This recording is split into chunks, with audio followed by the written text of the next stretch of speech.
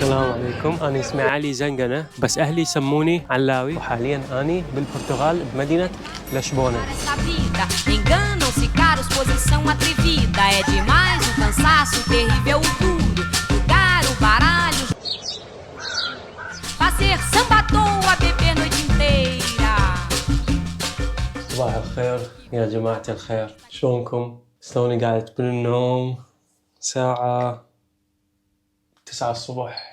طبعا هذا أول يوم إلي بالبرتغال بلشبونة، باقي 3 أيام هنا، وراها رايح لغير دولة، وراها غير دولة، وراها غير دولة، وبالأخير إن شاء الله أنهيها بالعراق.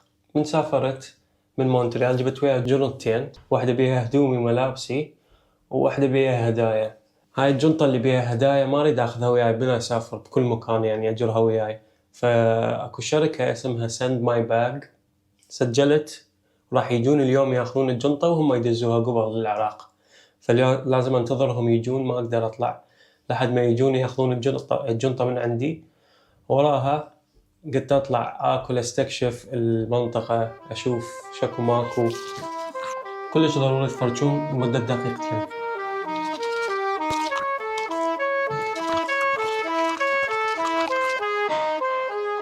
دقيقتين.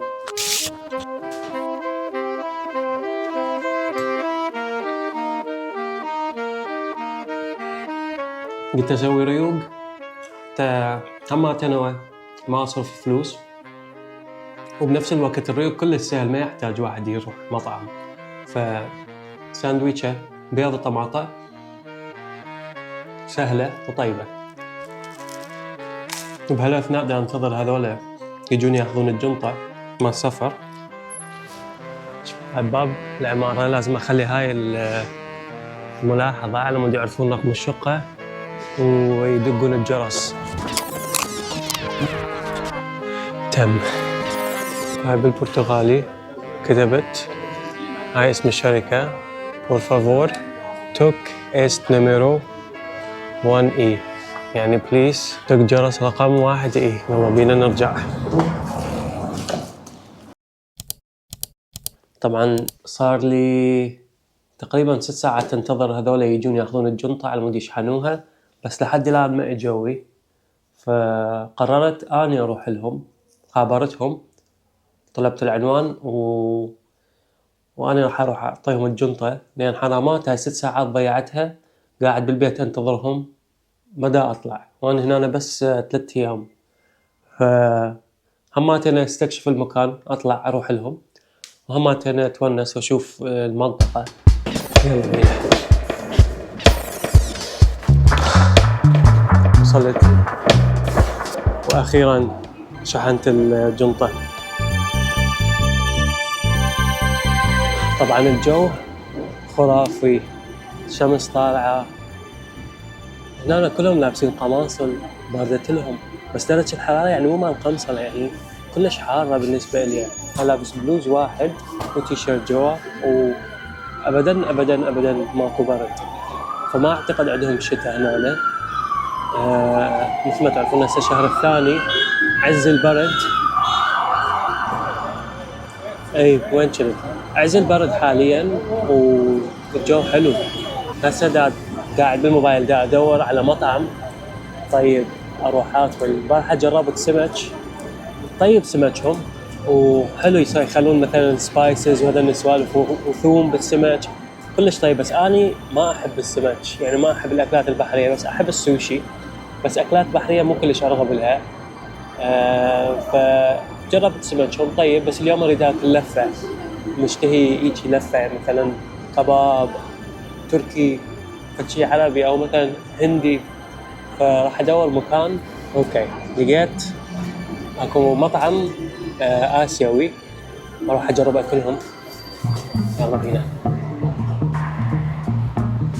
كل زاوية كل ركن يخبون، مالك متحف كل مكان. شوفوا هذا الباب وراي ايش قد حلوة.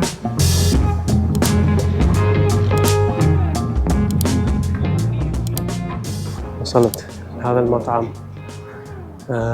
أعتقد من النيبال، عندهم مثل أكلنا مرق وتمن وأكلهم حلال، فيلا بينا نجرب.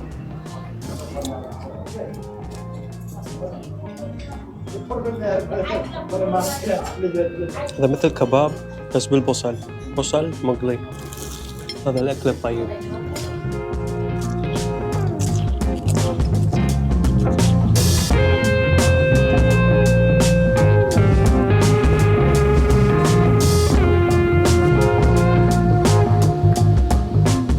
الجو خرافي، المنظر ما ينوصف، ما مصدق نفسي يعني بالبرتغال. الناس كلش حبابين، المباني كلها قديمة، هواي اكو تعميرات وكومة درجات، وين ما تروح تصعد وتنزل، ف شوية متعبة بس وانسى. شوفوا لي هذا المنظر،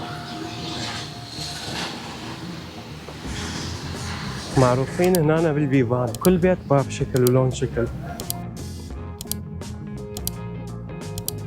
وبزازين هواية تشوفون بالشارع.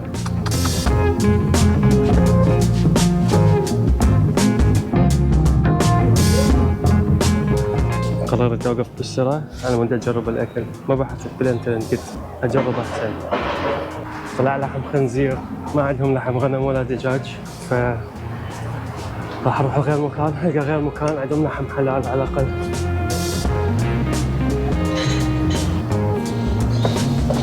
لقيت هذا المطعم عجبني، أجرب السمك مالتهم. يلا بينا. Do you speak English? Understand? Okay. We are looking for table. Like we said. Okay. You don't have food? Okay. Thank you so much. ما عندهم أكل بس عندهم حلويات. يلا نروح لغير مكان.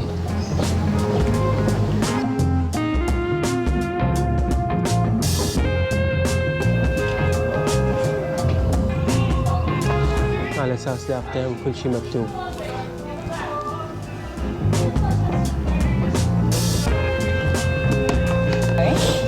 Which one do you recommend for someone who never had Portuguese food? Okay, the most typical. هسه قرأت بالفيديو شي صار الزيتون يسموه الزيتوناس. عندهم كلمات عربية، واعتقد اسماء الشوارع مالتهم كلها تبدي ال فما اعرف اذا اكو كونكشن لو لا. سبحت بالانترنت واقول لكم. زيتونهم كلش طيب، هم معروفين بالزيتون اعتقد، والبرتقال والنارنج.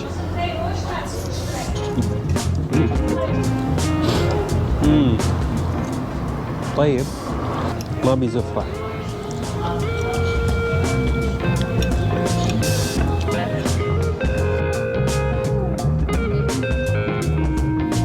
وين ما تروحون اي مكان تتمشون راح تشوفون اكو هذا النصب مال الملوك مالتهم. هذا اعتقد اسمه ملك بيدرو، كل مكان موجودين هذول.